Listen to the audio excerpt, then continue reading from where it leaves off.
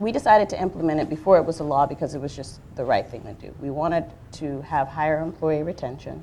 We wanted to create a nice place for people to work. I wanted to have a place where I wanted to work. Because I lived and worked in New York for 10 years, and some of my jobs were great, but some of them were not that great. But I believe that when you become a business owner, you then have a responsibility. And so we're the folks that are actually implementing these policies. So there has to be somewhere where we can come together and talk about how they affect us. Because what I've found in working with Main Street business owners and in working with other business owners in the community is that most folks think similarly. And most folks want to do something, they don't know how.